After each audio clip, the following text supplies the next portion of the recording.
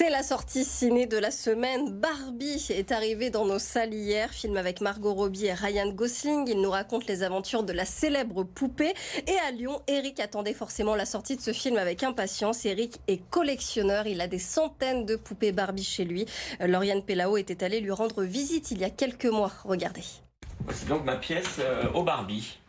Le trésor d'Eric se trouve derrière ses vitrines. 400 Barbies y sont entreposées, une passion qui a commencé il y a 26 ans. Je suis allé voir une exposition sur les premières années de Barbie. J'ai retrouvé dans cette exposition la Barbie qu'avait ma tante Nicole, qu'elle me prêtait quand j'étais enfant. Et tout de suite, il m'en a fallu une, donc je suis allé en brocante. Coup de chance, j'en ai trouvé une des années 60. Et voilà, j'avais mis le doigt dans l'engrenage. Barbie, Johnny Hallyday, spécial King Kong ou encore recyclé, Eric les connaît toutes sur le bout des doigts. En 77, Barbie a changé de visage.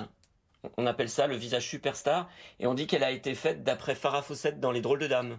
Dans sa collection, les Barbies ont parfois plus de 60 ans. Les modèles suivent l'évolution de la mode et retracent aussi la place de la femme au fil des années. Pour trouver une perle rare, c'est une véritable chasse au trésor. C'est une traque de tous les instants. Par exemple, moi, s'il y a un stagiaire qui vient au bureau, je lui demande si sa grand-mère ou si sa mère n'avait pas des Barbies quand elle était enfant et si elle voudrait bien me les vendre. Quand je vais dans un restaurant et que je vois une dame qui a à peu près l'âge d'avoir les Barbies qui m'intéressent, je vais faire exprès de parler fort de Barbie pour que peut-être elle se dise « Ah tiens, ce monsieur est intéressé, j'ai ma Barbie qui est dans mon grenier et j'aimerais bien lui offrir ou lui vendre. » Aujourd'hui, Eric est expert dans les Barbies françaises. Il a même écrit un livre sur le sujet. Sa traque est loin d'être achevée.